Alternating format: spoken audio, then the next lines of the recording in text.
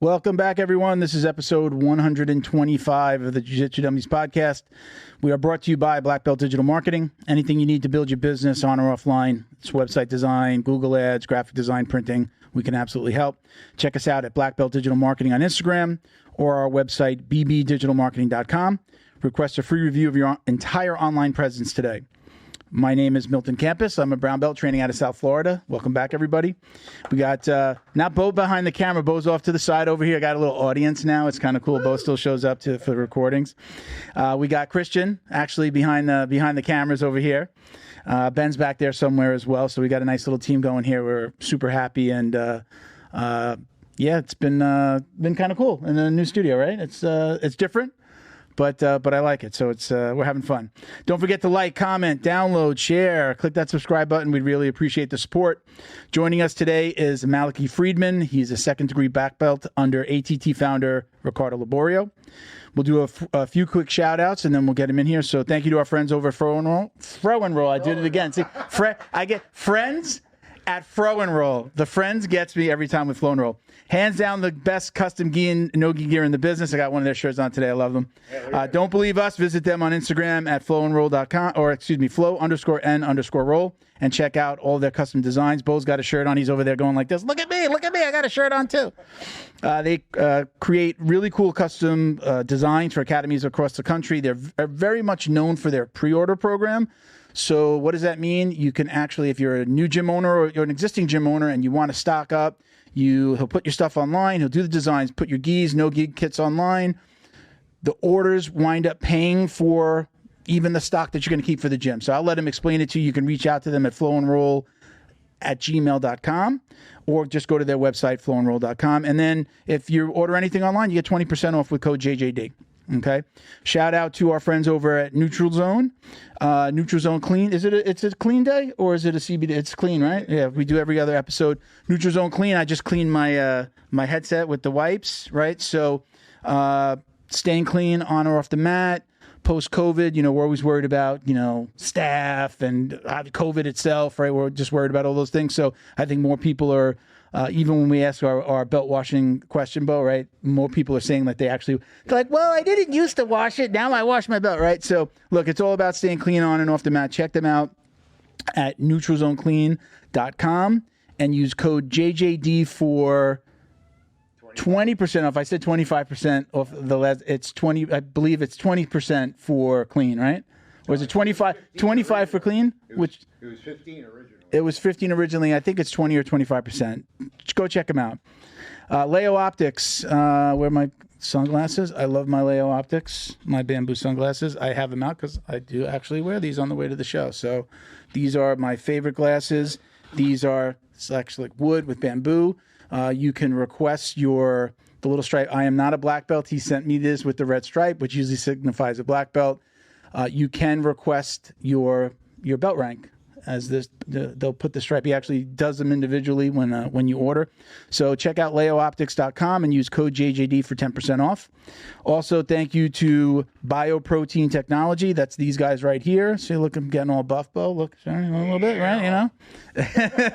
I like Kristen trying to yeah, Kristen, cut to that. Right? I got to get my progress down. Definitely, since I've been taking, I've gone back to my one day on, one day off, like one day jiu-jitsu, one day weight training. And if I can get weight training in during the day early, then I will also get to jiu-jitsu at night. So I think not only has it been helping me, but it's also made me more conscious of actually getting back to the gym and weight training. So really cool. I'm probably not going to do it justice, but this is considered a bioidentical alternative to human growth hormone. Contains genetically activated growth factors that support DNA repair, regenerate cells, and helps to balance healthy hormones in both men and women. I believe Malachy works with them as well, so I will talk to him about it maybe later in the show. All of this is with no needles, no side effects, so you can check them out at bioproteintech.com. You get $30 off with code JJD on any of their regularly priced kits. I'm actually taking this one. I got to bring in the other box, and I also take the one that you take at night. It's got like a cortisol in it. So I am taking this one in the morning, and then I take that one at night before I go to bed. That's it. We did it. Let's get Malachy in here. Hello, sir. How are you? How you doing, man? Good, good. Thank you for being patient, man. I really appreciate it. Of course. So in the intro there, we're going to dive right in. So in the intro, I mentioned Ricardo Liborio. We are in. I live in Coral Springs, which is like a the area. It's like a one or two towns over from where HQ is. Now that's not where you got your start, but that's where you got your black belt, right? You got your black belt under Liborio. Right. I joined American Top Team around 2007. Okay. And I kind of bumped into Liborio, and that's the guy I wanted to be around. Yeah. You know, it's like you kind of know like who you're supposed to be around when you meet that person. I was like, okay, this is where I'm going to stay. Yeah. And and I ended up getting my. I didn't really do the gi until I injured my neck, and MMA was kind of like done. Yeah. So like fighting was done. And I couldn't have anybody like snapping on my neck or all the no-gi stuff that just connecting with posture. Yeah. I started in the gi and I ended up getting my black belt in 2013. Okay. And so I just pretty much went as hard as I could go at the gi in jiu-jitsu. So I was already a jiu-jitsu guy. I didn't understand what people meant to me, like when they were like saying like, "Oh, you don't do jiu-jitsu," like that's what they like. One of my coaches there would say, like, "Oh, you don't do jiu-jitsu." If you did no gi, they were saying you didn't do jiu-jitsu? Yeah. So like, but I kind of get it now. It makes more of an understanding. Oh, I'm out of screen. That's okay. Kind of makes more of it makes more understanding now that what they were talking about before. So yeah, I basically, if there's anything that I do MMA for jiu-jitsu, and I do so that's like my no-gi stuff. And then gi, I'm all gi oriented pretty much for everything else. Yeah. And for those who don't know who Ricardo Liborio is, I mean, this is like a tremendous badge of honor to have a black belt. I mean, that's like, to have that name on your resume is incredible. I mean, it's not even just part of your lineage. I mean, he's the, you are under him. I don't think many people can say, you go Lebo, Carlson, Carlos, Maeda. Yeah. That's it. Yeah. Wow. You can't go any so you got to really hold the line on that. Yeah. I mean, I guess like the expectation, when you say Ricardo Liborio's name, there's an expectation like, oh, this guy's like jiu-jitsu is legit. Like, oh, this is a different beast. And I mean, just being from ATT alone, I mean, that's a different beast. We interviewed Paul Geller, right? Paul Geller. Do you know Paul Geller? He's an attorney. He trained at American Top Team. He was an attorney that we had on after the whole the Gracie. It seems familiar, but there's so many ATTs. No, he was down here. He was down here in Coconut Creek. Yeah, in Coconut Creek. He's local. Yeah. Yeah, I don't know. Yeah, we had him on after the whole that $65 million case where they awarded that kid that broke his neck. We had him on shortly after that, and he kind of like talked about the case a little bit. But again, he also talked about being there, being under Liborio, and just the fact that it was it's a different beast training there. It's not like it's not for the weak. No, especially like during the time I did it, being a gringo. And there's you always got like snipers coming in, like and I was good enough. I had a really good friend of mine, Ailton Barbosa, and he would tell me like, hey, this guy's coming for you. Really? And like there'd be like there's some new Brazilian on the mat with a black belt, like just coming in. Maybe he's doing pro fighting, but he's like inching closer, and all of a sudden he's like, as soon as like the technique's over, he's like, hey, you want to train? You're like, yeah, I know. Let's train. Yeah. That happened a lot. That happens a lot over there. Oh, well, I don't know what happens now, but I know that happened to me at least every week. Yeah. Yeah.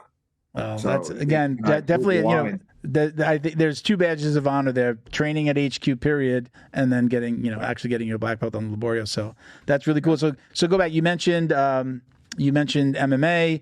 You mentioned the fact that you don't train MMA anymore. That you had to did you say you broke your neck, or you had neck surgery? So I ended up my arm dropped. I lost the disc kind of like burst.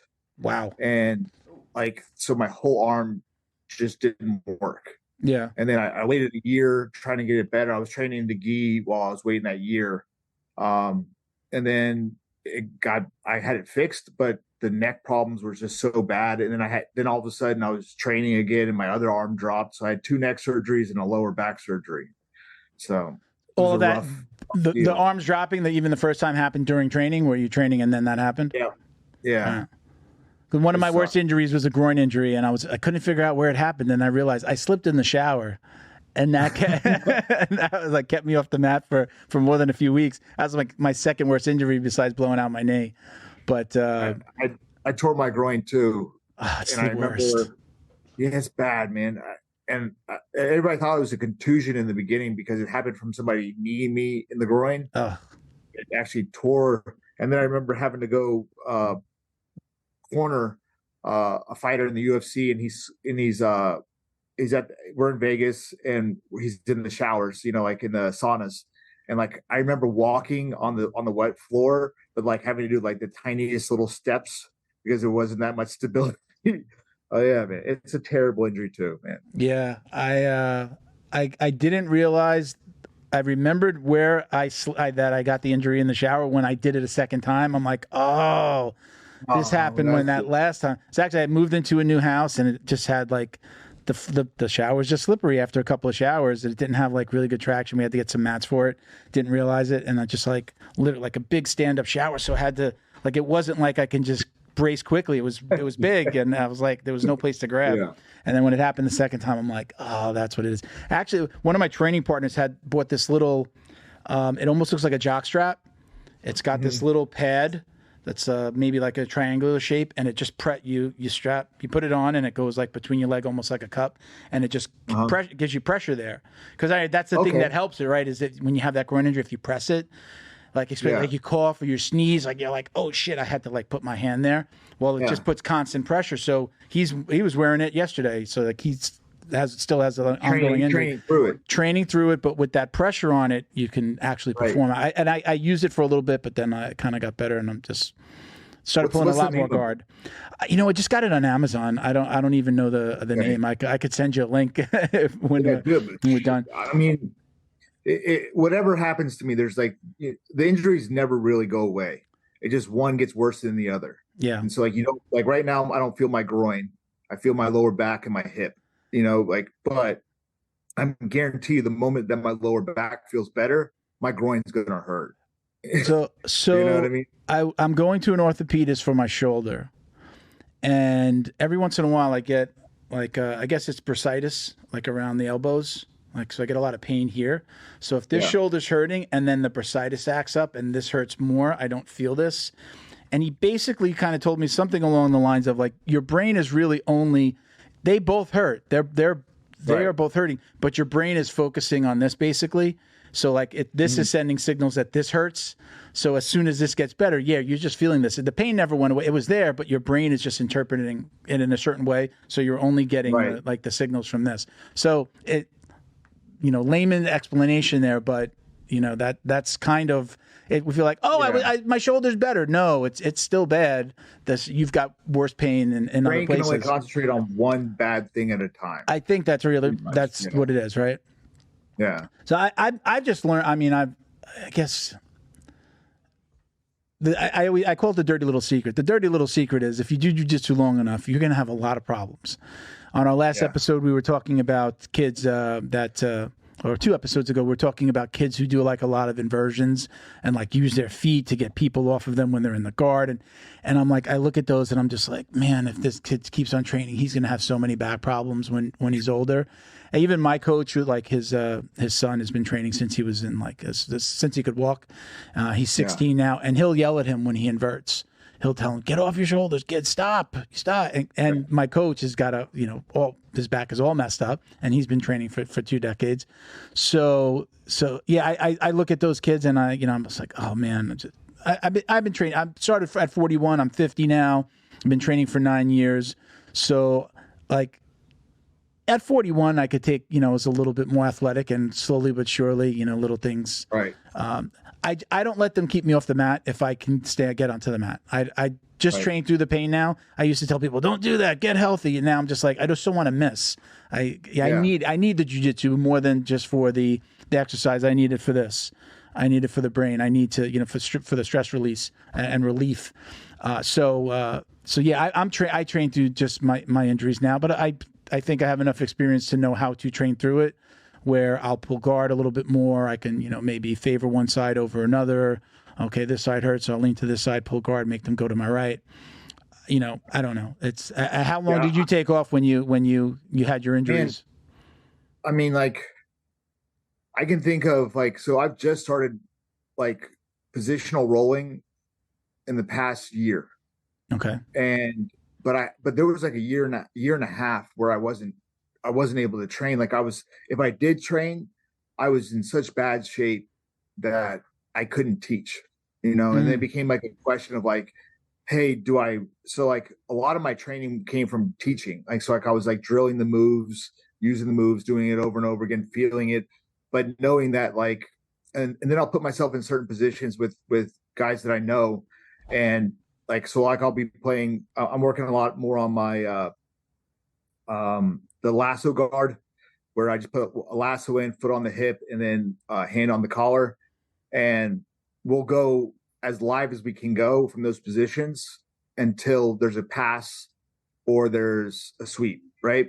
Mm-hmm. And in that acknowledgement, whether there's a pass or a sweep, there's not the so I'm one of those guys that's been brought up that winning is everything, winning is everything. Even winning practice, even winning in practice. Yeah. Yes. Even winning in practice. Because oh yeah, you lose in practice. Yeah, I'll try things. I'll make mistakes, but I'll never lose in practice if I can help it. So one of the things is that when I give myself those guidelines that hey, if you start to pass, or hey, if you kill this position, then we start over. It doesn't put me in risk for those hard twisting turns of trying to get my guard back. You know what I mean? The scramble. I could look back and say the scramble is usually where I get hurt.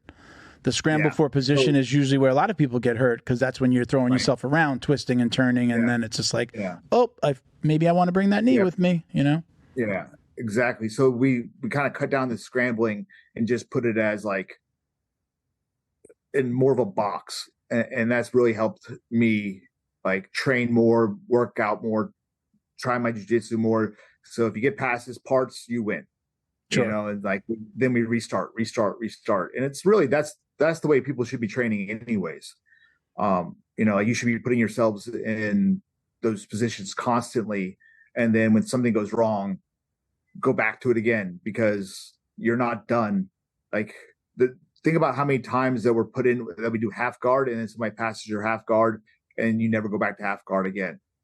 Right. And you're well, I really want to try my half guard, but now I'm stuck in side control.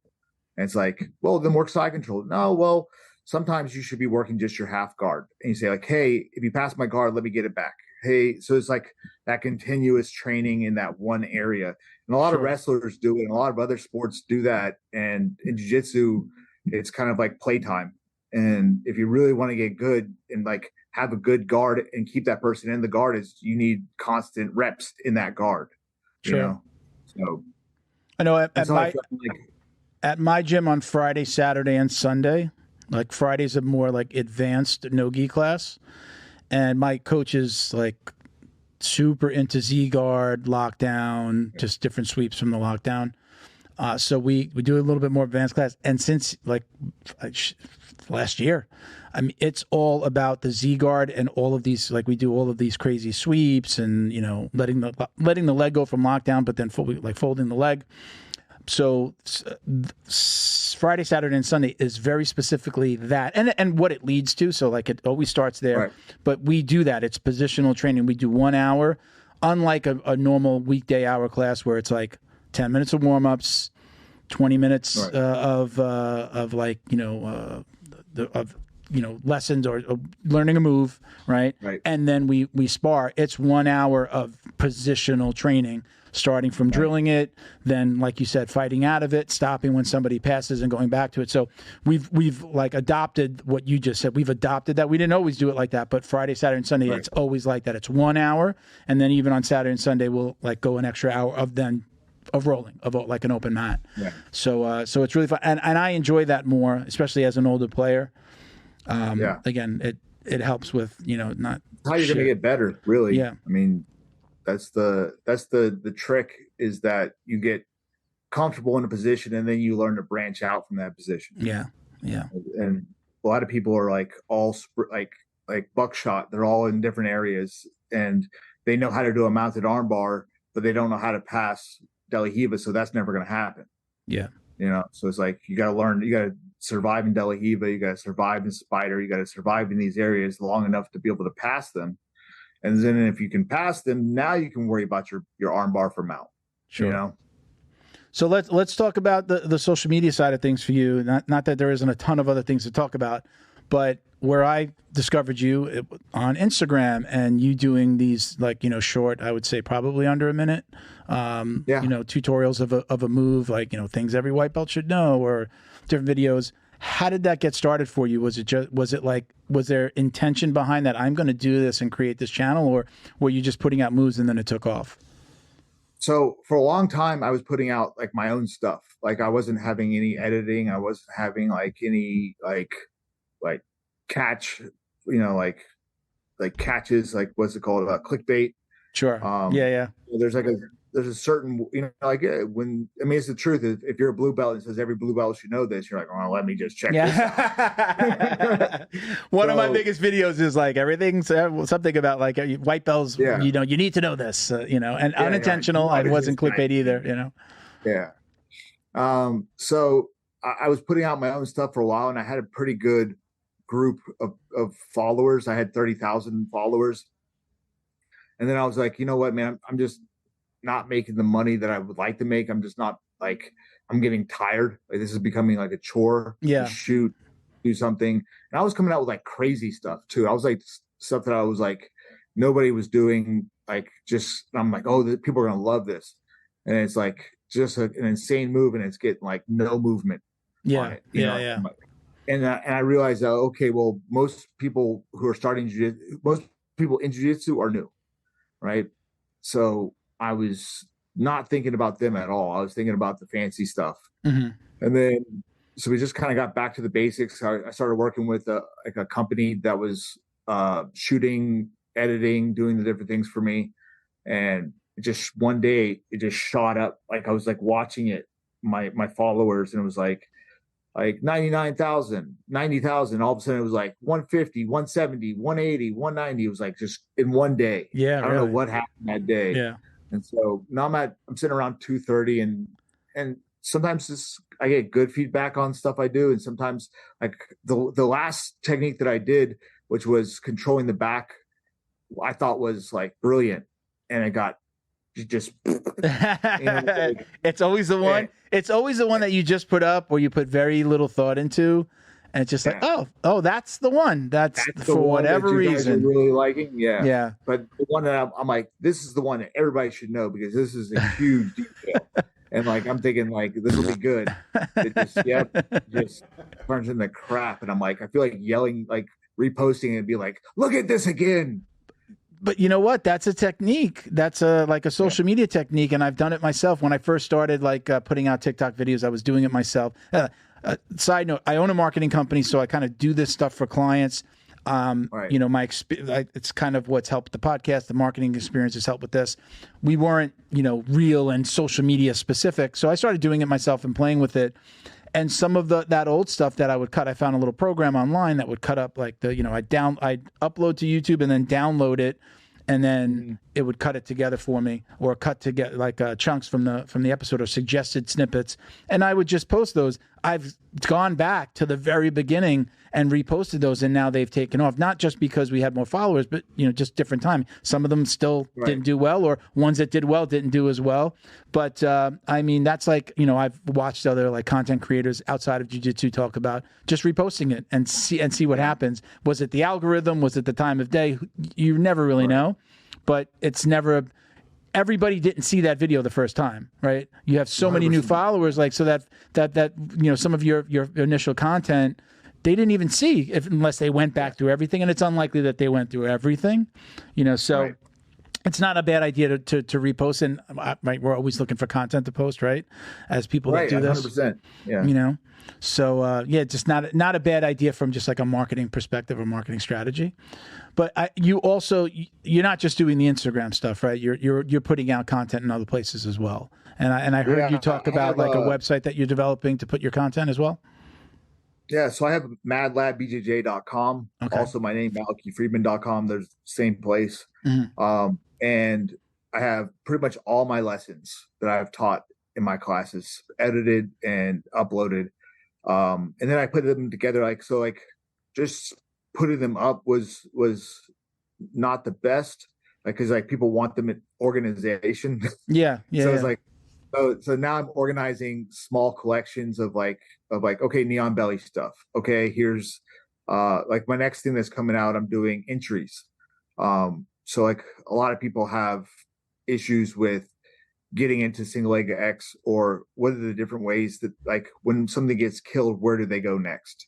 Right. And so like, so that's, hopefully that'll be done today. That'll be my new collection, will be entries.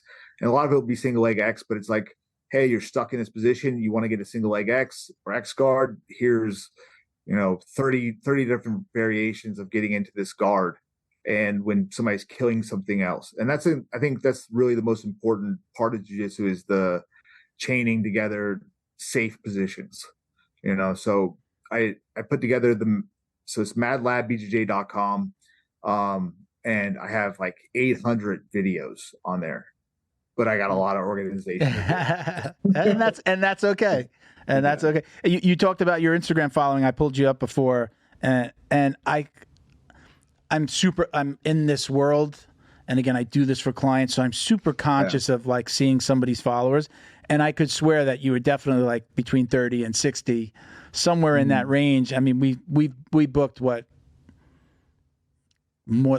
a month ago, I think, maybe, right? We probably got the set up 3-4 weeks ago, at least. Yeah. And not saying that at that point, but I know when I started following you, it wasn't at 229.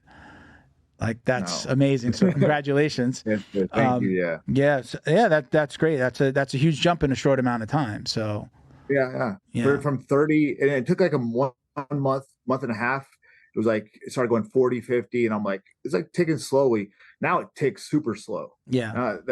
I'm like, well, you also don't see it, right? You don't see it unless you go into the analytics to see like what's behind that 229, what? Yeah, exactly. 100, 700, 900, like, right? You don't see that. So sometimes it feels like it's moving a lot more slowly. People don't realize this too, that I gain 700 followers a day, but I also lose 300 somehow. Yeah, sure. Yeah. That happens. And I don't understand why they followed me in the first place, because I'm doing the same shit. Yeah. Maybe they're upset that I didn't follow them back or something. That happens with everybody. I mean, when you scale up, I mean, I see that as well. I'm like, again, if you go into the analytics, you'll see what you've gained, what you lost. I mean, somebody could have shut down their page. Maybe it was a bot page that followed you, a lot of times you'll see like all of a sudden like a quick drop. It's like Instagram, even Twitter was doing this. Like they would do like a one-time shutdown of a lot of spam site or bots. Like they'll find them and then they'll just shut them off, and then like you'll see that reflected in the number. I'm super conscious. It's funny because I'm super conscious of people that buy followers as well, because like you can see it. You can see it when it drops. They buy 100,000 followers and then it drops 10 or 20. I'm not going to say the person's name, but I've had a guest on who does it, and I see it. And I can't say he wasn't somebody that was famous in our world, but he was like suggested to come on, and he led to some other bigger guests, so it was great.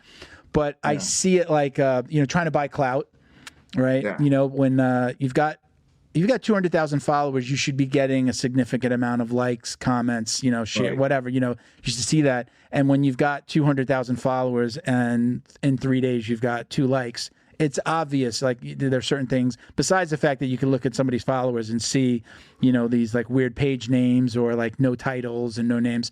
So I again, I'm just it's stupid, but it's like I'm super conscious of it. So if anybody's thinking about doing that, don't do that. Yeah, it ruins things. Especially if you're running ads. You need organic like if you ever want to make any money or you want to have people follow you for real, because then the algorithm doesn't know what to do with you. Yeah. You know what I mean? Like, because these followers have nothing to do with each other, and they're bots, and they're from different countries, they're different things, and you just end up you're better with 30,000 followers that are following you for the pure fact of following you than 230,000 that are just like garbage. Fake accounts. Nobody's actually behind them. The Jiu-Jitsu Dummies would like to congratulate Neutral Zone Clean on the release of their newest product, a healthy and pH-balanced bar soap that's perfect for anyone looking to take care of their skin. This soap is made with all natural ingredients that help nourish and restore your skin's natural barrier. It contains glycerin, which naturally attracts moisture to itself in the skin, leaving it feeling soft and hydrated. The new bar soap also contains a blend of olive, coconut, and castor oils and shea butter, which are rich in vitamins, nutrients, essential fatty acids, and antioxidants that help fight harmful bacteria. With tea tree and other natural ingredients, it also helps in the prevention of fungal infections. Not only is it effective, but it also leaves your skin feeling fresh and lightly scented. It's gentle enough for even the most sensitive skin, making it a perfect choice for the whole family. Be sure to check out their website, neutralzoneclean.com, for a range of all-natural products including sprays, wipes, and shower gels, and use code JJD for 15% off your order. Special thank you to the crew over at Flow and Roll for all their support. Flow and Roll is renowned for their incredible no-gi rash guards, shorts, and leggings. Flow and Roll has quickly become the premier custom apparel provider for academies big and small throughout the United States. Reach out today to discuss your custom order and ask about their incredible pre-order program. You can send an email to flowandroll@gmail.com or visit their Instagram at flow_n_roll and shoot them a direct message. And yes, they can create an awesome custom gi for your academy as well. Visit flowandroll.com to check out their awesome designs, and while you're there, pick up a Jiu-Jitsu Dummy signature tee exclusively at flowandroll.com. And remember, you'll get 20% off your purchase of t-shirts, rash guards, or gis with code JJD. And I actually, way back, a long time ago, I had a t-shirt company, my first t-shirt company, and I did, when I first got it onto Instagram, I did it because I'm like, you know, you're getting all those messages, didn't know any better, just didn't understand. I'm like, oh, buy follow, of course, let me buy some followers. Yeah. And where it really bit me in the ass was then I started running ads. So, you know, if real people are following me, but whatever, I didn't understand the bots. And then I started running social media ads. It's like, why isn't this stuff converting? Why aren't I getting orders? And then, you know, come to realize, oh wait, I'm advertising to my followers and friends of those followers. Like that was one of the ad types that I chose, or the targeting that I chose. And then it was going nowhere. It's going to these bots and these other bots and bots, right? You know, so it just it's kind of, you know, just a waste of time. But, you know, if you do it the right way, well, let me ask this. Instead of making a statement, I'll ask the question. And if you don't mind, you don't have to answer this, but you talked about you said making money, and I think that you meant making money from social media. How are you monetizing? Because I mean, they're not paying a lot. I mean, Instagram stopped paying recently. Instagram's not paying. Where are you making your money as far as how are you monetizing what you have? So through my subscription site. Okay. Right. So I see it translated in subscriptions. Okay. I see it translated in people that are looking to sponsor me, people that are looking to have me on their shows, people that are looking to have seminars. So like the requests just become bigger and bigger and bigger. Okay. And you're like, okay, this is something that I see. Like I don't really travel for seminars, so I don't really make the money there. I'm just one of those guys that just doesn't want to get in a that's hotel. A job in and of itself. I mean, that's a career move. Yeah, you know, it's a whole other thing, and especially since this life takes most of my life anyway, right? Like jiu-jitsu, the gym, everything takes all my life, and then say, okay, well, on the weekend that you have with your wife, you're going to be in, you know, Albuquerque, and you get, it's just like, how am I going to explain this to her? Like, hey, I'm going to Albuquerque, and then I'm going to come back Monday and go right back to work. Yeah. You know, for a couple thousand. It's like, it's good, but it's at the same time that's why I do the subscription site. So hopefully people can get my stuff and they can get it from there. but yeah, just seeing more traction with people trying to book you, Okay. people trying to, and sponsors come with that, different things come with that. And so it's been a good, like, as I've been growing, I'm able to pay off everything that I put money into. Sure. You know. Sure. And two questions. Tell me about your gym. And I believe, does your wife train, or she works with you, but does she train jiu-jitsu as well?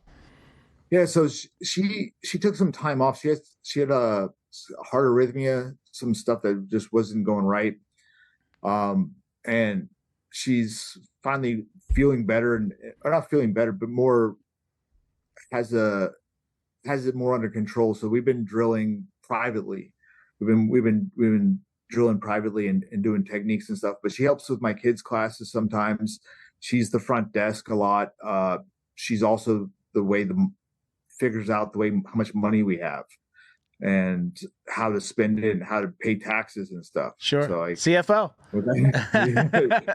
she's the pro there. But yeah, she's a blue belt. She's been a blue belt forever. But she just wasn't able to train. And I think in the beginning I made a mistake because I didn't have her coach. Right. For some reason in my head, like, it was like, well, okay, no, I'll coach. You do the front. So there's a clear distinction of what the roles are. And I didn't need to do that. Like, that was an error on my part, like, where I could have had her coaching. I could have had her more involved in the classes. And it was just an error. You know, like you think, like, well, people are going to see it in a different way. They're going to see like mom and pop, and it doesn't look professional, you know. So it's like, it's not as, but then you look at everybody else in the jiu-jitsu game, and everybody else's wife is a jiu-jitsu player, and they're, I wish, you know, you know what I mean? Like, so you go like I can't think, but I can think of like I'd never heard of her before, probably because but Wagner Hoch's daughter. Yeah. Right. Yeah. She just went against John Davey. Yeah. Right. I didn't know he even had a daughter, but obviously she's been training since the beginning. Forever. Since she's a little kid. Yeah. And I think all Cyborg's wives have all trained. So I don't think he's married now. I don't think he. He's not married now, right? Yeah. No, I don't even think they got married, but she's actually just got his last girlfriend or fiance just married somebody else. Yeah. Anyway. Well, that's jiu-jitsu, man. That's jiu-jitsu in Florida. Yeah. Did your wife start you? Did you meet her through jiu-jitsu? Was she already in jiu-jitsu, or did you get her into jiu-jitsu? No, she didn't know anything. She didn't know anything about it. And I think that's the best way, really, is it's just messy. It's messy when you meet people through the art. And it could get messy if they're a student, right? Yeah. I don't let my coaches date. I told my coaches, like, you got one shot at love, you know, like, and it's not going to be here. You can try it. You can try to have, like, I'll let you have like one relationship, but really you're screwing up the gym. I mean, like, you're utilizing your authority, right? Yeah. Because they look at you and they go, oh, he's a brown belt. And then it's like, and then they're talking to you. They were not talking to the white belts. You know what I mean? They're talking to you because you're the brown belt. And then you're using that authority to get something. Yeah. And nobody should feel like or if the person is a brown belt, they shouldn't feel like they have to be forced to talk to that person or partner with that person because of their rank or how they're viewed in the gym. Sure. And so, like, I try to make it as unmessy as possible. Is there a strict rule? Is there a strict rule there? Like, do not date students. It's like, they know. Yeah. And if they do it. Yeah. Do not date students. Okay. They've screwed around and done it anyways. But I mean, I just hit my chair down.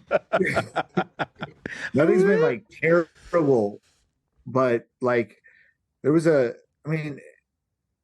a pure like authority. It's a mistrust in authority. There's a power dynamic there that you're taking advantage of, and you may not realize it in the moment. And I think sometimes people aren't just even doing it on purpose. They find themselves in that place. But Right.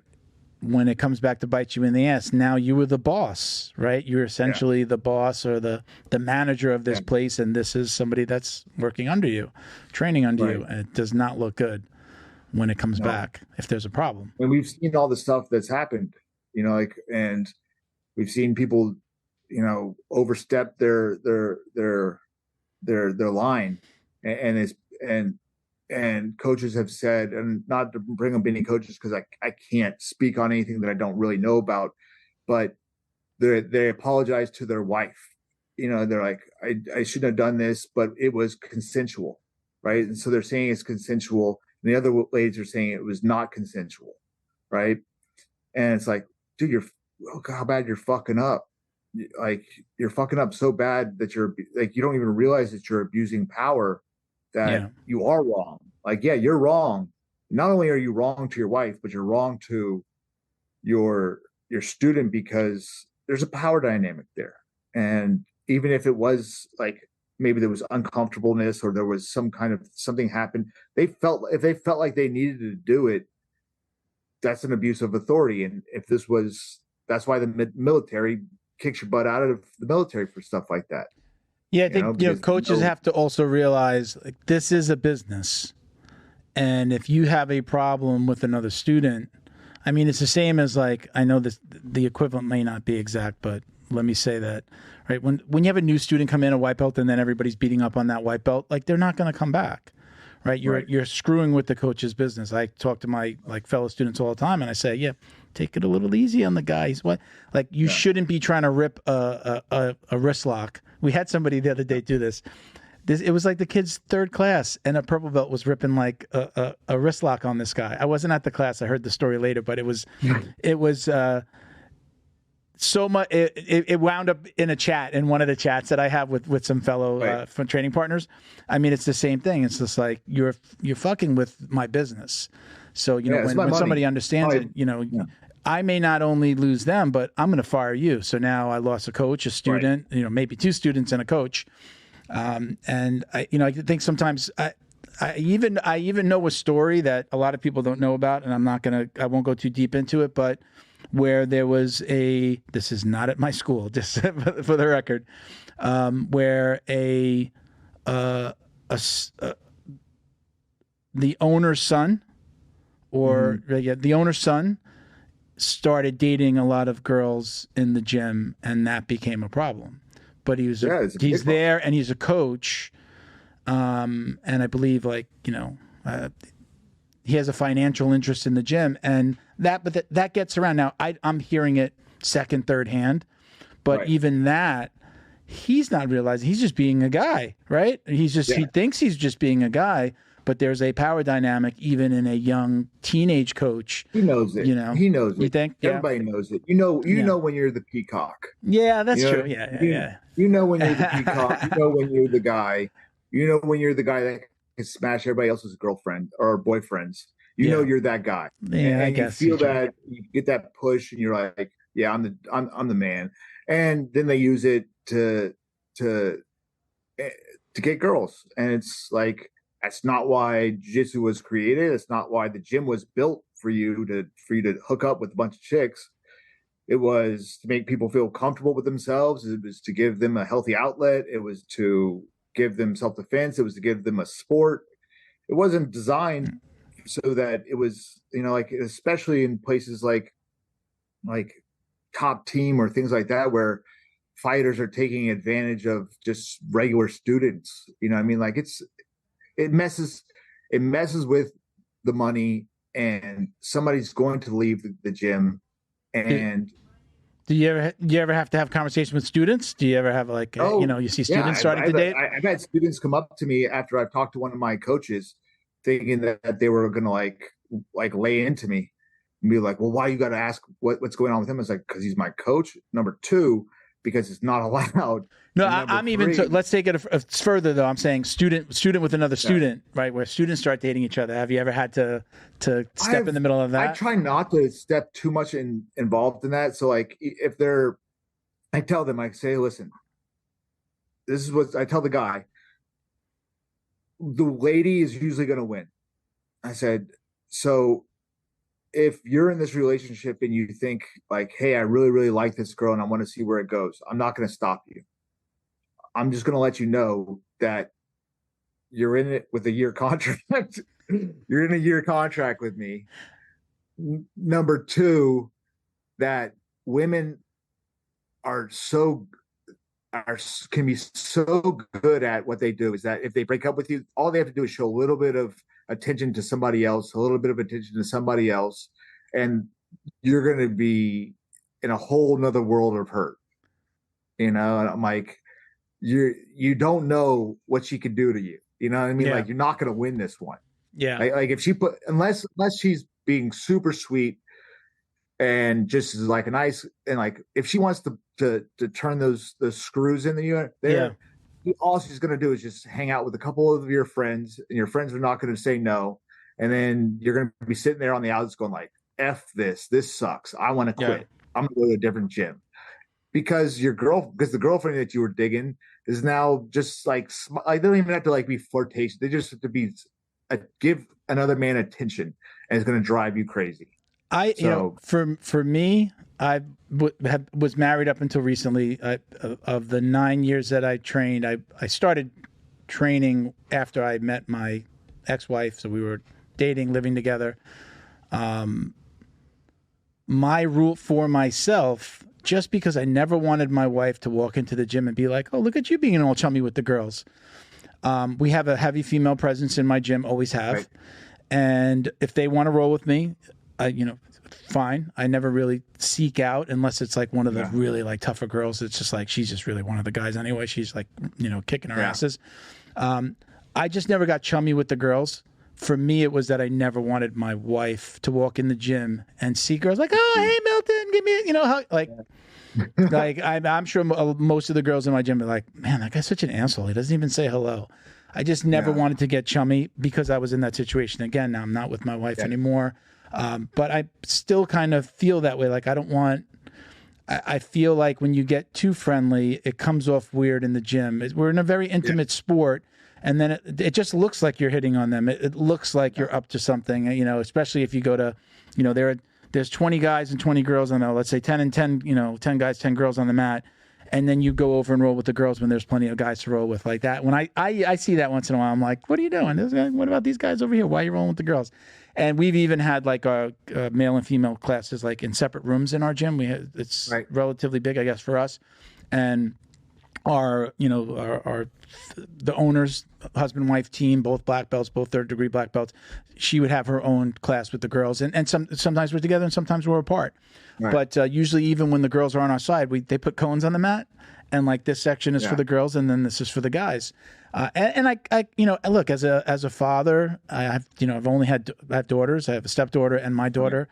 I kind of like that. And I tell people, like, if a woman asks me about training, I'm like, we have a really good school for that. If somebody asks me about MMA, I'm going to say, hey, I want to do jiu-jitsu and I want to fight in the cage. I say, go over to American Top Team. Like, I tell them the right place to go. I have a kid in this area. Like, okay, find a school that does this or that has a bullying program.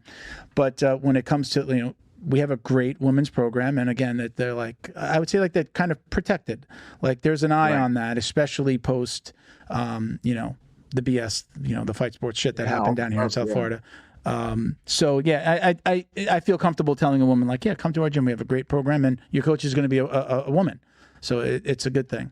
But for me, even to this day, you don't want to tell them that they're not allowed to train with guys or they're not a valuable training partner. Sure. So everything just has to be handled in a correct manner. Cause I know that there's tons of girls in our gym that there's 3 or 4 guys that they love training with. Like they treat them well. They go hard, but not so hard that they're trying to hurt them or use their strength against them. It's a good match. So it's a difficult traverse. Sure. Boundaries. I know I walk around anywhere from like 225 to 230 pounds. So like I'm usually not the right fit for a small girl. But if I've trained with girls and I've like, okay, I'll pull guard or I operate a little differently. But we've got some big guys in the class, and they're smart enough to know I'm not going to go roll with this, 135-pound woman. But I usually just leave it up to the girl. Like a lot of times it's like, oh, people have partnered up. I don't have a partner. There's a girl across the mat, and I'll know. I'll be like, yeah, she's an okay fit for me. Like she's more advanced. Or there's a girl in our school. Her name is Flo. She's tougher than some of the guys. Most of the time. I rolled with her last night. I even told her that. I'm like, yeah, you're my hardest roll most days. She is. She's just, the high level black belt. She's a brown belt, and she's competed, and she's on point. And she's tough, and she's half my age, but I enjoy when she seeks me out to roll. Like she came to me, and I was like, absolutely, I'm not going to turn her down. Let's go, let's do it.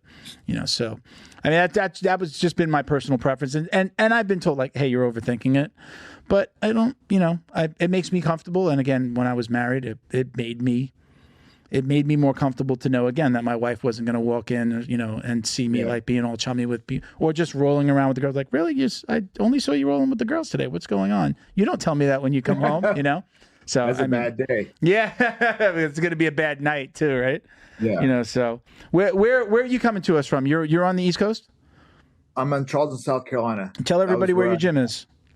Charleston, South Carolina, Black Label Martial Arts. I grew up here. I was born and raised. And then I just started like around 18, 19, I started getting into jiu-jitsu, and I wanted to fight. And so then I ended up going to like one school that was not too far from me in Hilton Head. And then I moved to Oregon where Team Quest was, and I ended up becoming roommates with Evan Tanner. Okay. Kind of followed around with him, went to Vegas. Then I moved to Philadelphia for a short time, and then landed in Florida. And then all the stuff started happening with my spine and stuff like that. I coached for a bit, and then Liborio was leaving top team, or at least he was going to Orlando, and I was like, I gotta get the hell out of here. It's like there's so many factions that were in that gym that like your guy, if your guys, it's like your guy's getting out of, it's like a prison, you got different, you got your different gangs. I've never heard anybody put it like that, but I get it. Yeah. And your guy's getting out, and he's like, shit, I better get out too. Oh, wow. So I got out and opened my gym in 2015. And been doing well, been learning how to manage not just money, not just school, but like culture and atmosphere, and trying to get it to a point where I want it, and like in the beginning I had a lot of like I almost adopted a school, like where school went out of business, and I gained a lot of followers from there. And then some of the people just weren't, I mean, they were nice, they just weren't right for the culture that I was trying to create. And then you always get the guys that you can't ever make happy. Like it doesn't matter what the hell you do, it doesn't matter how well you teach, they're just not going to be happy. They're just not happy people. And sometimes jiu-jitsu doesn't make you a better person.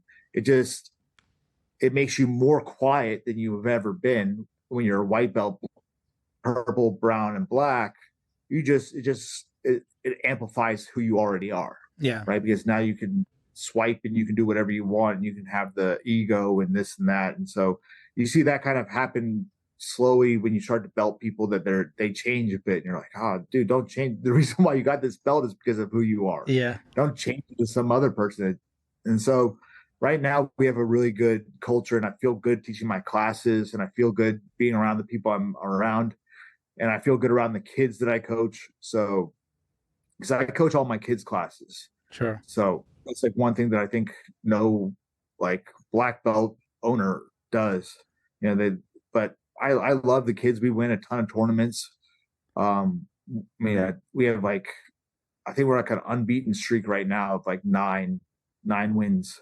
Nice. In different cities. Yeah. So I really love teaching the kids. I like teaching the adults too, but it's always I think the kids is more rewarding than anything else. Not to say I don't love teaching adults. I love teaching adults. I love teaching higher level stuff. But the kids are always genuine with their actions. You know where you So stand with a kid, right? yeah, exactly. When they're happy, they're happy. When they're sad, they're sad. When they're upset, they're upset. But there's no like, oh, like the belt stuff, like where everybody's like, you kind of like get wind of what's going on with people, because you hear like, oh, well, this person's wondering when they're going to get their blue belt, and like they've been talking about it a bunch, and you're like, just shut up, like. Do you Relax. make them wait longer? Honestly, do you make them wait a little longer when they start asking? If they ask me, it's 6 months. So okay. I had 6 months to whatever I thought I was going to give it to them. I've done that before, yeah. That's a lot of time. That's a lot of time if they were about to get it, if they were like scheduled to get it when they don't realize it.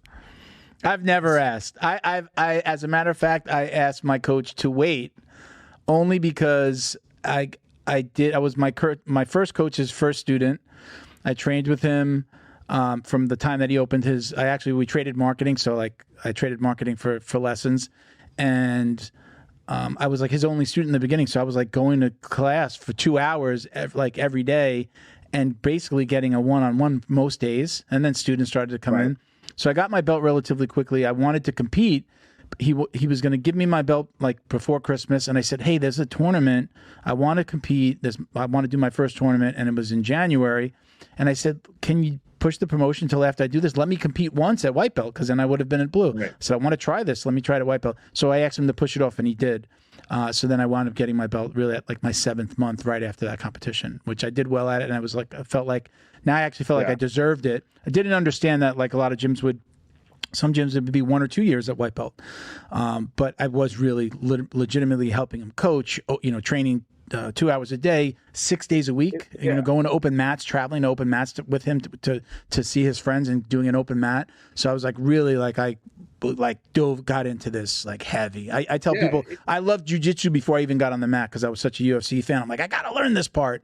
And I just loved it day one. I knew before I even got on the mat. And I had wrestled a little bit, so I kind of, in junior high, so I kind of knew what I was getting into a little bit. I wasn't like afraid of being on a mat and having somebody grab me. Right. But anyway, go ahead.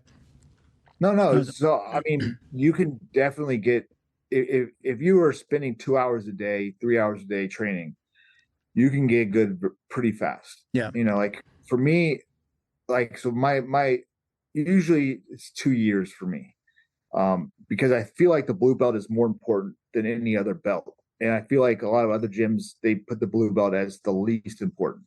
Oh, he's just a blue belt. It's like, yeah, because you gave the guy a blue belt, not you, because you've been training 2 hours every day, but you gave the guy a blue belt who's been training 3 days a week, 1 hour, 1 hour a day at 8 months or 9 months, or the guy's not a good blue belt. I mean, maybe he'll grow into it. He's better than a beginner white belt, but like my idea of a blue belt should be no matter what age you are, no matter what size you are, if a person comes in and has no collegiate or let's say state champion or collegiate level wrestling, you should be able to dominate that person because they don't know jiu-jitsu. Sure. And if you say, okay, the blue belt means I know jiu-jitsu, so that means I can submit them, I can hold them down, I can get dominant position, and you're 40 and the guy's 19, you should still be able to do that. Yeah, of course he's going to be stronger, but he doesn't know what the hell he's doing. Sure. Yeah. So that's how I feel. And then also I want to see judgment. I want to see people make choices in the middle of their grappling that are smart choices. You know what I mean? Like not just like they have to be able to chain together their choices of what they're doing and see them actively making corrections to what they're doing. Because past blue, purple is like means that you're good at jiu-jitsu. Like that's how I look at it. I mean, blue says you know jiu-jitsu, purple means you're good at jiu-jitsu. And then brown is just like the beginning of learning how to be a black belt. And so there's when people use the blue belt and then blue belts come over to us and they get just mollywopped by our white belts. It's because there's a standard for that. And I would rather have them quit as a white belt than them quit as a blue belt. Yeah. You know what I mean? It's also extremely hard because people are having babies, getting married during all of this time, you know? So it's difficult. It's difficult to keep somebody there for 5 years. Yeah. You know, in one place. I didn't move out of my area. My wife and I were looking for a house, and we wound up buying a house. And a huge part of that was I didn't want to be too far. I lived in a development behind the school that I'm in now. He's actually moved within the shopping center, but I've been going to the same gym. I found him after my original gym closed, which was close. And then I was just like, I don't want to drive. And oh, wow, there's a jiu-jitsu gym here. It was a fight sports location at the time. And I was like, oh, this is great. It's not anymore. Then when after being there for 4 or 5 years, and then we start looking for a house, I'm like, I don't want to move out of the area. This is like important. These are my friends. Right. There's like, some of these people start to become like family. And, I don't want to switch to another gym. It had nothing to do with the belts, and my wife was doing kickboxing in the area as well, just like call it dance fighting. You know, like the I Love Kickboxing type places, but she fell in love with her place, and she had her really close friends and things like that. So it was why we stayed in the area, and I still am. I moved again, and I'm still like literally just a couple of minutes away from the gym, if that. It just becomes a huge part of your life, and you don't want to be jumping around. One of the reasons I even go to your point about the amount of training, like. Kind of on the cusp. Black belt could be at any point now in my near future. Right. And, I've definitely, like in the last 6 months, kicked up my training because in my mind, I'm like, wow, this is getting close. I want to earn it. I don't want to be a 3-day. And I've been a 3-day, again, I'm an older guy, business, family. Yeah. I've been a three day a week guy, 1 hour a day, and I know those times. And I've also been, again, 2 hours a day, 5 to 6 days a week. So I've definitely kicked up my training because I want to know that I've earned it. I don't want anybody to look at me and be like, oh, well, he's hardly ever here. He got a black belt, and I just love the sport. I mean, I just love it. I mean, there's no place that I'd rather be than at the gym. Doing this or being at the gym are my two favorite places. So let's go back to talk about a little bit. You mentioned MMA. You've actually coached. Did you coach MMA at ATT? Did you coach some fighters? Yeah, I did. Who were some of the fighters that you coached, that you worked with? I worked with Kimbo. Okay. So Kimbo was probably the biggest name that I worked with. And he's kick-ass Kimbo. Love it. I heard you talk about it. So this was from he had a fight down here. What was the Showtime organization? It was before Elite XC. When it was Elite XC, he fought in South Florida. I don't know if you were with. I think the person that he wound up fighting was like a replacement. It was the guy who knocked out Seth Petrozelli. I want to say it's Seth Petrozelli. Is that it? I think he had like red hair. Was he supposed to? Did he fight Tank Abbott, or did Kimbo fight Tank Abbott? He did fight Tank Abbott at some point. Maybe, I don't know if that. I think that's the one. I think this was the one. It was like down in Miami. And I actually worked for a production company, nothing to do with MMA, but they got tickets and they gave me the tickets. And when I heard you talk about it on the podcast, I was like, I know where this is. So I dug this out. That's awesome. Yeah. They gave, it was like I don't know, I want to say it's his coming out part. I don't know if that was his first like real MMA fight. That might have been. And they had these were like on every seat when you walked in. So it was like they were really trying to push him. Yeah. So I had that. I dug that out. He was an awesome guy, man. If he would have gotten in MMA a little bit sooner, it would have been very, very interesting because he also liked jiu-jitsu. That's the crazy thing. He wasn't like, I worked with a ton of guys that were very, very good at what they did and didn't want to learn anything else about the sport. Like in order for me to teach you how not to get caught in an arm bar, I have to show you how to do an arm bar. Yeah. So when I show you how to do an arm bar, like, because I'm telling you like, hey, an arm bar is going to happen.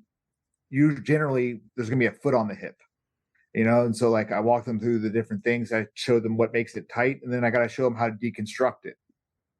So I got put in a lot of charge for a lot of wrestlers to show them how not to get caught in submissions.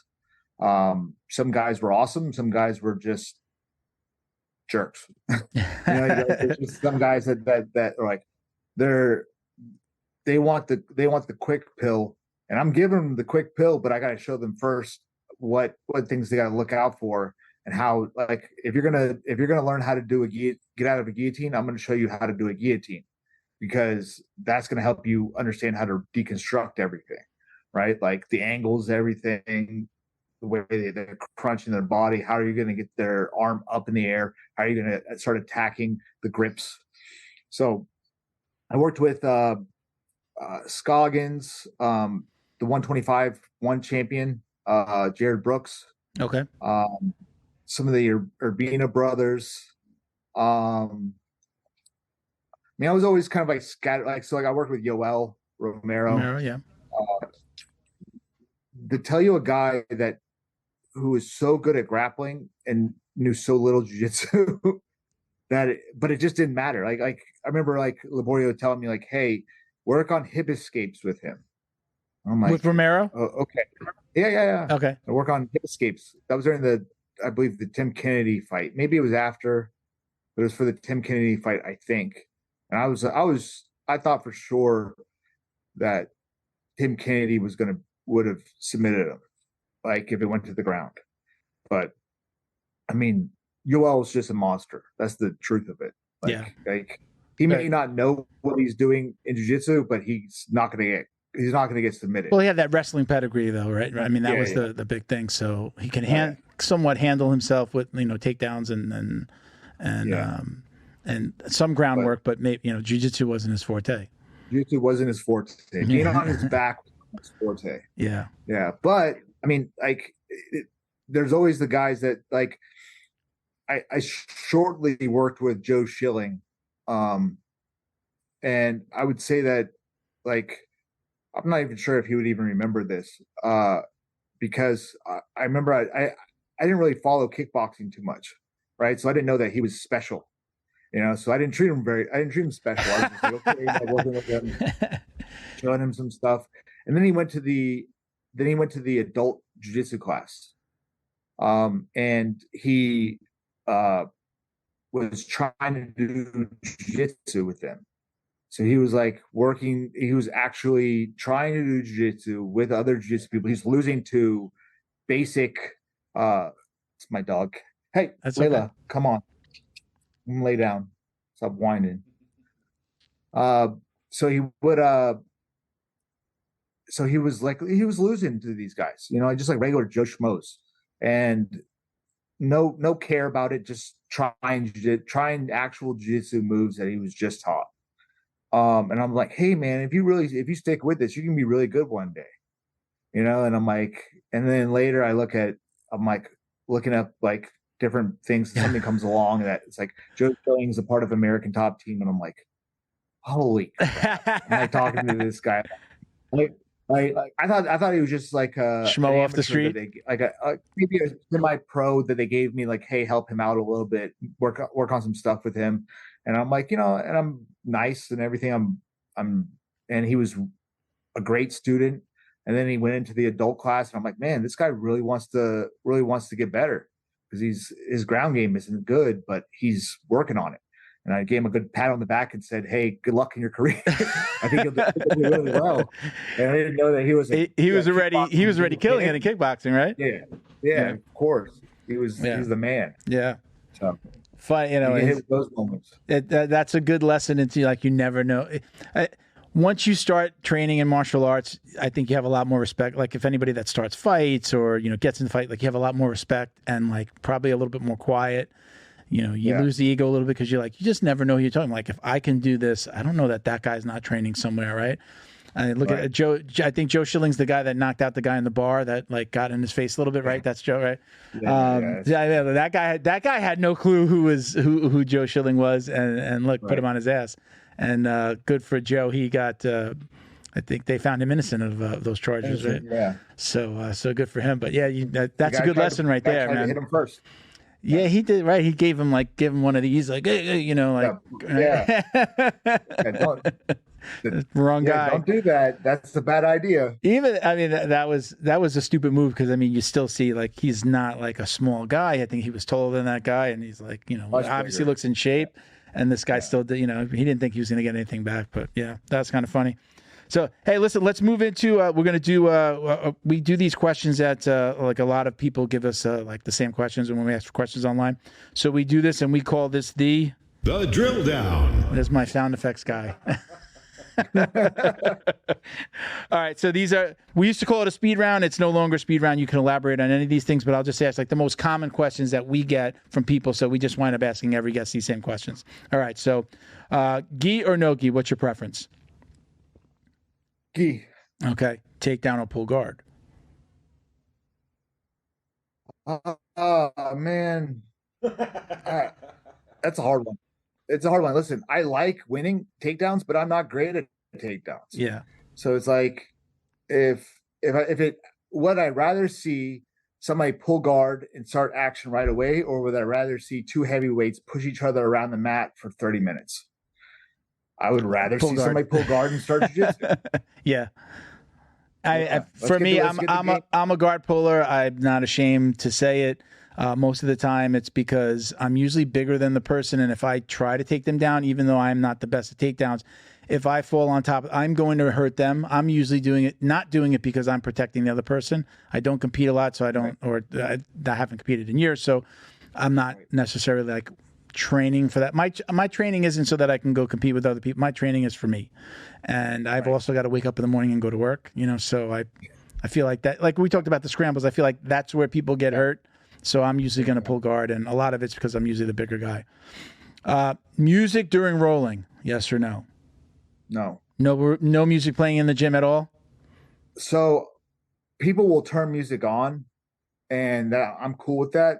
I'm not in control of that. If somebody wants to hook their phone up to the Bluetooth, that's fine. But generally, you shouldn't be thinking too much. Like, music shouldn't be too much of a part of your training. Like, you're getting, people are trying to beat you up, man. Like, people are trying to win this rolling matches with you. So I don't know how you can concentrate on what music's going on. Like, I'm so dialed in when I'm doing anything. I'm not listening. For me, the music gets me more dialed in. It's for almost anything that I'm doing. Like, it just, it turns off my internal dialogue, like, so that I'm not thinking about work or I'm not thinking about other things. And it's like I sleep with a little noise machine. Me too. It turns off the other thinking, and I'm focusing on the sound, right? So it's almost the same thing when I'm rolling music for me. And then I just, again, I'm not doing it to compete or be in a WNO. So it's just like, it's also kind of like fun. And every once in a while, like somebody puts something on, and then like the most inappropriate song will come on. Whether it's just something silly or a kid's song or like Baby Shark, anything like that. Yeah. I think those are funny, and I'll start to sing them to my partner, and just like to just play around with them a little bit. If you did control the music, what's your go-to? What kind of music do you listen to? I mean, rap is always going to be kind of like rap is the ego music, right? Sure. So rap is great ego music.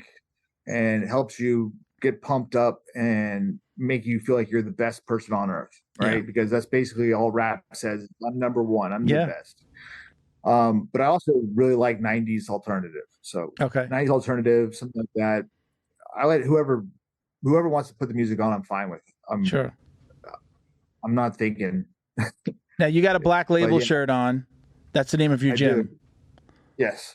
Is it any relation to, and I'm not a big rock guy, but like Black Label Society or something, right? Isn't there like a rock group or something like that?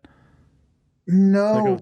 No relation. No, there was no intended relation. No, I used to skate, and there was a Black Label skateboards. Okay. And Mike Vallely used to skate for them, and I was obsessed with some of his skating videos, or when skating was popular, they had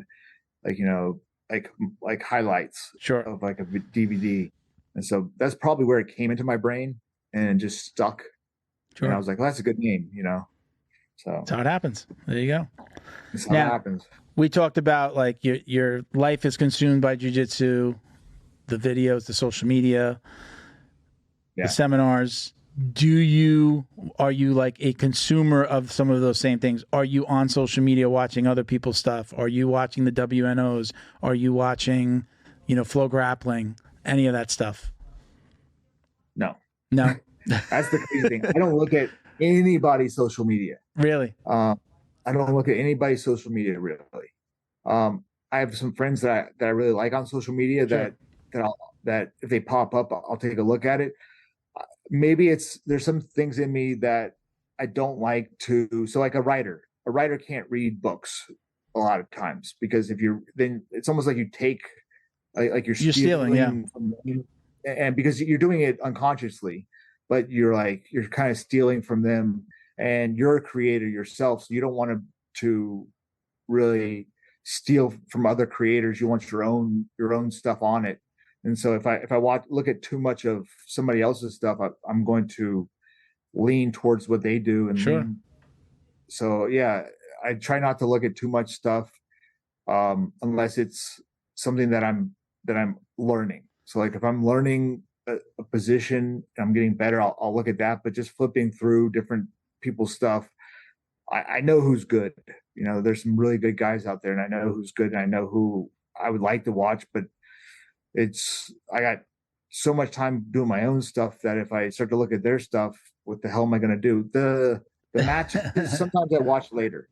Sure. I'm a play-by-play guy first, so I read the play-by-play, and then I'll watch. It's like I wanted to watch Marigali and Duarte, but I heard it was an awful match, so I'm glad I didn't watch it. It was Duarte faking takedowns the entire time. That's what I heard. Yeah, I didn't watch it. Play by play. Yeah, I see what you mean. It makes sense. I do that with the UFC a lot of times. I do try to catch the events. I missed this weekend, and I was just like, I messaged a buddy. I'm like, is this worth watching? Should I, am I waiting? Do I buy this pay-per-view the next day, or should I wait? And he was just like, no, it was good, but you could probably wait.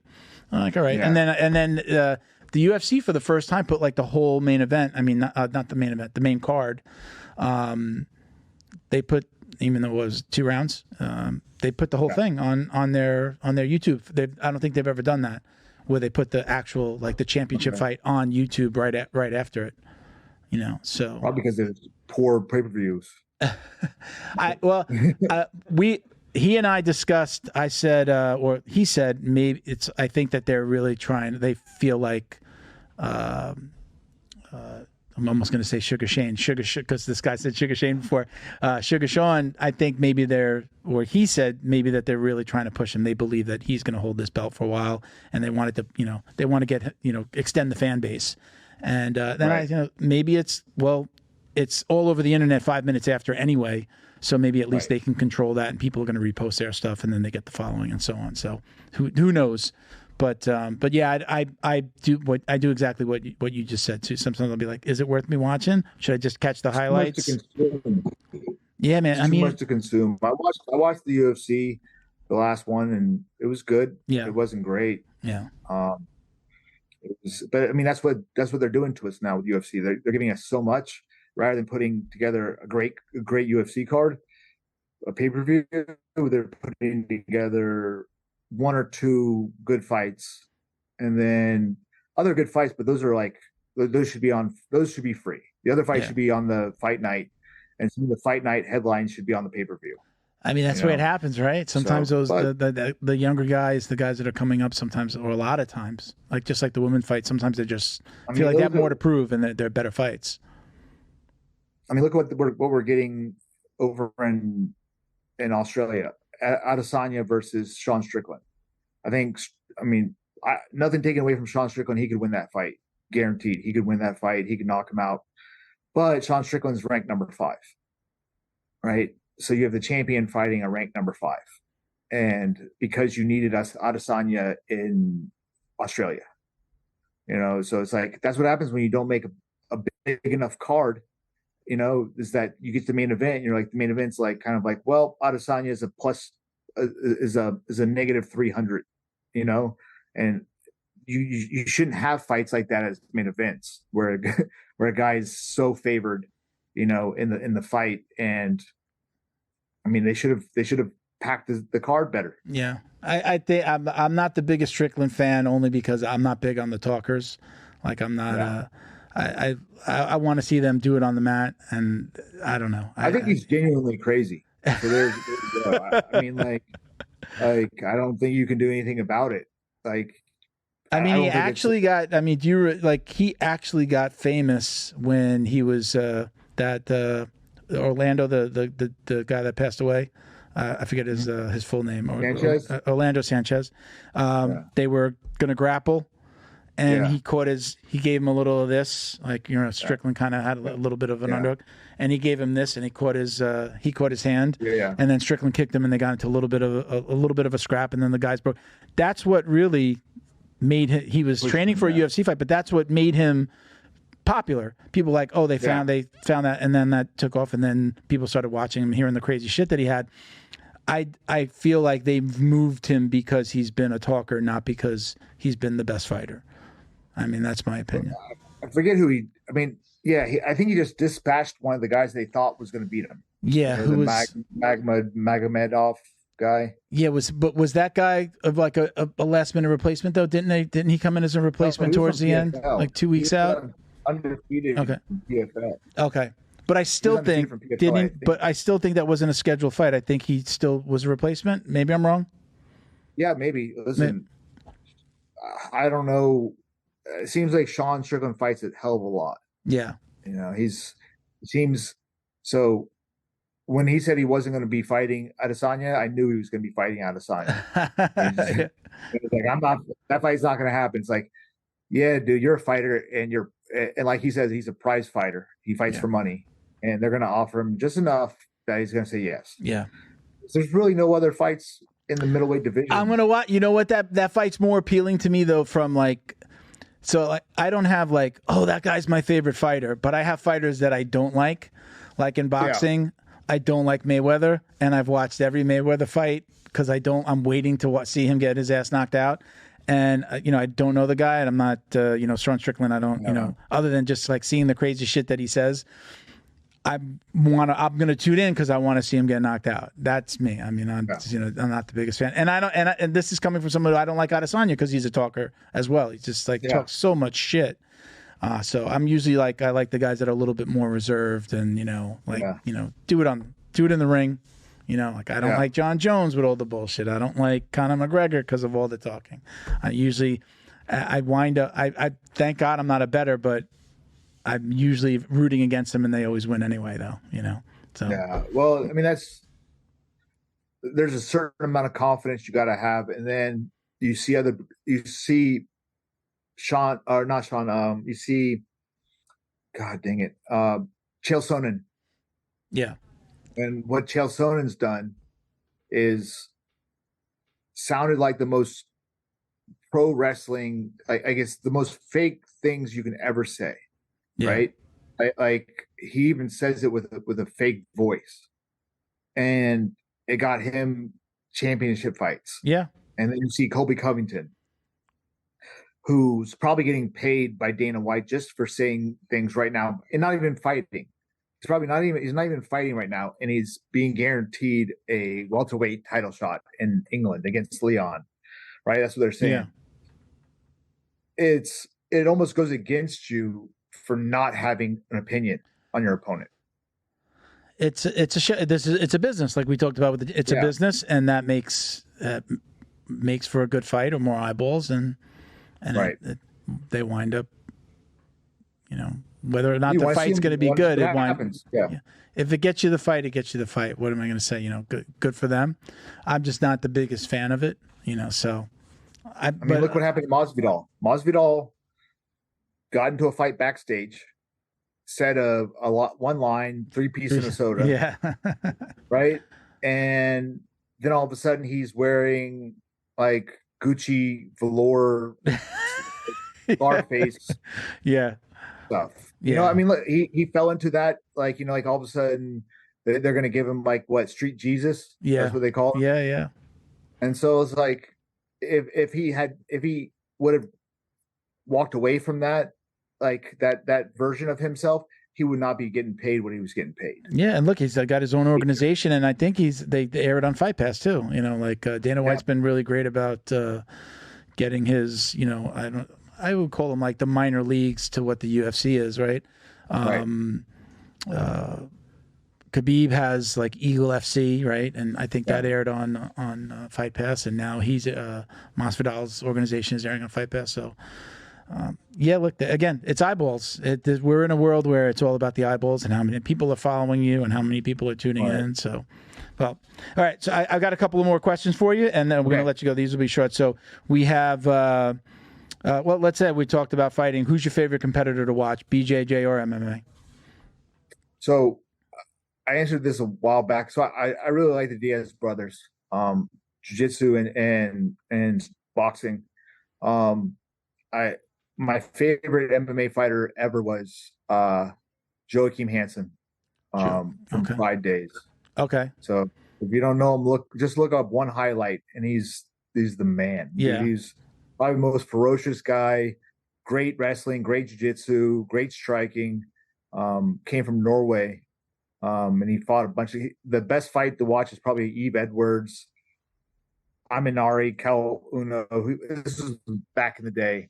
And I would say jiu-jitsu wise, I really like watching. Unfortunately, I liked watching Leandro Lo. So I never missed like a Leandro Lo match because I love watching scrambles. I love watching him come up for like a sweep in the last 30 seconds, and steal the match. I think the Ruotolo brothers are probably going to be my next choice of guys that I really, really, really enjoy watching their matches. Super fun. They're the reason I'm starting to tune into to ONE FC now. Right. On watching them on Prime. I love. They're on every major card now. So they're super fun to watch, man. Those scrambles and just the way they move. It's like, how do they do that? I couldn't even imagine doing that at 19. I could imagine doing it now, but I couldn't even imagine doing it as a young guy. It's like, Jesus, how do you not break every, joint, rip every ligament, doing some of the things they do?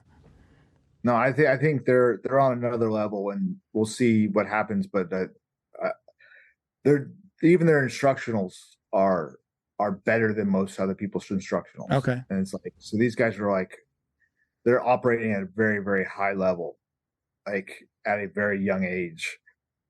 Maturity wise, like it's just like you think about it like a basketball player, like what's their basketball IQ? Like what's their IQ? Their jiu-jitsu IQ is so high that they're able to do some things that I don't think other people are able to do because other people don't fully understand it. Built-in training partner, right? From birth. To go home, you go to the gym and train, and then go home and you're training with your brother. I've seen some of their stuff in their garage, and they really go at it, and they're amazing. Yeah, man. All right, our very last question: do you or do you not wash your jiu-jitsu belt? I don't wash it ever. And now, why? I'm the black belt. I don't get. But even before that, at your lower belts, you never washed them. Never. No. Okay. I mean, it wasn't like I kept it out of the wash. I always left my belt in the car. Okay. So, I would take my geared stuff in, and my belt would always stay in the car because that's the one thing that doesn't change. So there's not the my mojo is in the belt, or the blood and the sweat of all of my fallen opponents is in my belt. It's not because of any of that stuff. You could say that. It's kind of a funny the old school. It's the old school reasoning.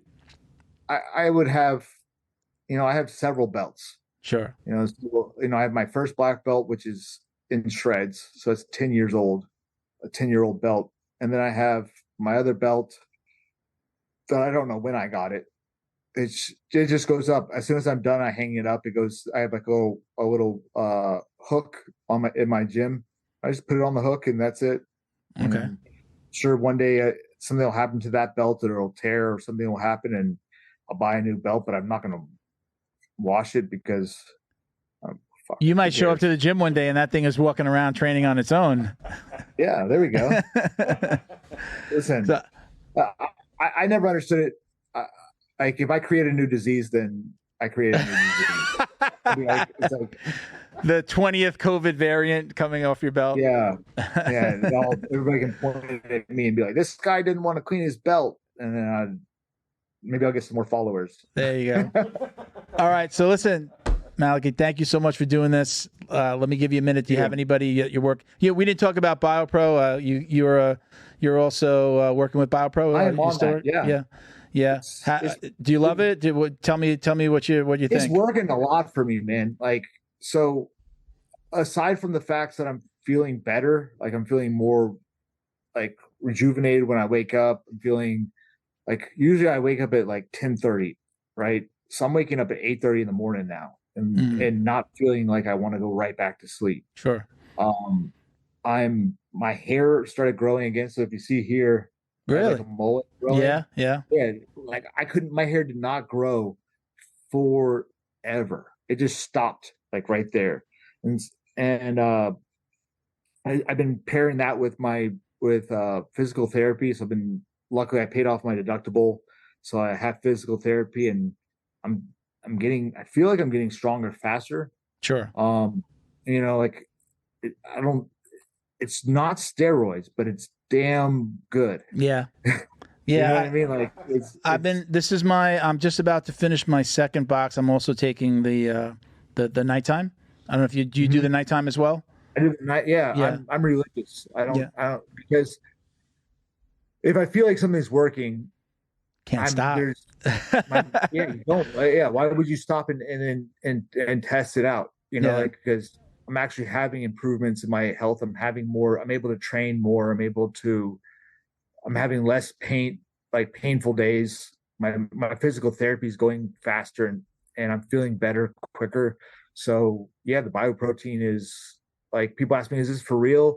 I'm like, yeah, it's for real. I mean, I don't know what you're looking to have happen for you, but you still got to have a healthy diet. You still got to work out. You still got to try to do these things, but having that little bit of extra kick, that little bit of extra help is, you take it, especially if you've been an athlete, how hard it is to get your recovery.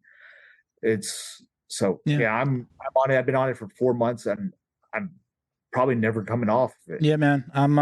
This is like I said, I'm about to finish my second box. I got to place another order. I definitely, I'm not ashamed to say, again, 50 years old. I was looking for something not only to help me out in the gym and like, hey, I just don't put on muscle as much. I feel like I work out as much as I did before and I don't see the results. But what I saw pretty quickly was sex drive increased. I definitely feel like I'm seeing better results in the gym. And a big thing that I've been talking about forever on the show, way before I even heard of BioPro, was like the brain fog and like recall, like trying to remember words or the name of somebody, especially doing this. I'd be like, what? And I got the computer in front of me and I could look something up, but that's gotten better. That's gotten better. And I'm more comfortable just, having a conversation and remembering something. Again, at 50, that was like a huge concern. I'm like, what's going on? And it's just, this is normally what happens, right? You start to, forget things, right? So those are the things that it's helped me with. So like, I can't see myself not taking it.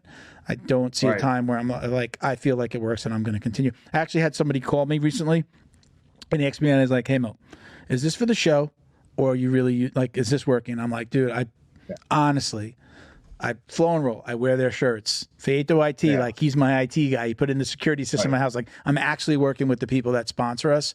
And this is like something that I don't think that I would stop. I was like, I gave him the thumbs up. With that stuff too. Like I'm really careful with who I partner with and what I because then nobody trusts you later. Yeah. So that's the biggest thing is that if I wasn't seeing results, then I'm not going to say anything. Like I'm not going to talk poorly about it. Yeah. I'm just not going to continue it. Yeah. And there's no reason for, just to get like, why would I just get he gives me the supplements. Why would I just say like, hey, I don't want the supplements? Yeah. Well, it's consistency too, right? You have to be consistent with it. You've got to take it. And, like you said, you've got to be working on it. You can't just take this and it's just like, oh, I'm seeing these amazing results. Maybe it would help with the brain fog and maybe with sex drive. Right. But if you want to improve your physical appearance and you want to get better and stronger, you've got to be doing things that are going to make you get better and stronger, right? It's not going to build muscle without building muscle. So, yeah, I'm a fan. I'm going to keep on taking it, and I hope they're working with us for a really long time. So, okay, so I interrupted there. I was saying, do you have anybody else that you want to shout out besides BioPro? No, so BioPro has been amazing to me. They've been taking care of me. Gameness takes care of me. I think I'm happy with working with Gameness, because for my brain, how old I am, Gameness has been around forever. Yeah, I remember seeing them on. They sponsor a lot of. They were sponsoring a lot of the organizations early on, right? They were. I don't know if did they have their own event at one point. I feel like it was something else. It was Casa Grossa was an event. Okay. And I think they were tied together with them. Okay. But yeah, I'm with Gameness. I love their stuff, and I love the attitude and the mindset behind it. Like that fits me much better than. And I've turned down I've always turned down like different sponsors and stuff like that because it just didn't fit my mindset of my brand of who I am. And then there's, I don't know, myself, madlabbjj.com. I was going to say, tell everybody remind everybody where your gym is, and give me your Instagram handle as well. Yeah, my Instagram handle is Malachy Friedman. That's hard to find out. It's MALACHYFRIEDMAN. And then my gym is in Charleston, South Carolina, and I'm teach there every day. So I'm not like one of the other schools that where the guy's got his name on the building, but he's never home. Gotcha. So if they ever want to visit me, I take anybody that wants to come in, train, anything like that, they're more than welcome. Thank you to Feito IT and AV, specializing in commercial and residential automation, security cameras, CCTV, POS, and more. Check them out at feitoitav.com or call 305-428-2515 and let them know the Dummies sent you. The Jiu-Jitsu Dummies would like to congratulate Neutral Zone Clean on the release of their newest product, a healthy and pH-balanced bar soap that's perfect for anyone looking to take care of their skin. This soap is made with all natural ingredients that help nourish and restore your skin's natural barrier. It contains glycerin, which naturally attracts moisture to itself in the skin, leaving it feeling soft and hydrated. The new bar soap also contains a blend of olive, coconut, and castor oils and shea butter, which are rich in vitamins, nutrients, essential fatty acids, and antioxidants that help fight harmful bacteria. With tea tree and other natural ingredients, it also helps in the prevention of fungal infections. Not only is it effective, but it also leaves your skin feeling fresh and lightly scented. It's gentle enough for even the most sensitive skin, making it a perfect choice for the whole family. Be sure to check out their website, neutralzoneclean.com, for a range of all-natural products including sprays, wipes, and shower gels, and use code JJD for 15% off your order. Special thank you to the crew over at Flow and Roll for all their support. Flow and Roll is renowned for their incredible no-gi rash guards, shorts, and leggings. Flow and Roll has quickly become the premier custom apparel provider for academies big and small throughout the United States. Reach out today to discuss your custom order and ask about their incredible pre-order program. You can send an email to flowandroll@gmail.com or visit their Instagram at flow_n_roll and shoot them a direct message. And yes, they can create an awesome custom gi for your academy as well. Visit flowandroll.com to check out their awesome designs, and while you're there, pick up a Jiu-Jitsu Dummy signature tee exclusively at flowandroll.com. And remember, you'll get 20% off your purchase of t-shirts, rash guards, or gis with code JJD. Very cool. All right. Like I said, don't hang up. Let me just say goodbye to everybody here, and we're going to take some pictures, but you can check us out at Jiu-Jitsu Dummies on Instagram for all the ways to watch, listen, and support. My personal IG, you can reach out to me there as well as Uncle Milty BJJ. Bo, which handle do you want to give him? Handy_wisdom. Bo does some really cool comedy. It's kind of funny, so check it out. And I was actually thinking about we got to do something where I'm interviewing you, but I was thinking about like wrist locks, like that he's gonna he's running an anti-wrist locking campaign. All right, everybody, thank you for watching and listening. Peace, love, jiu-jitsu. Us.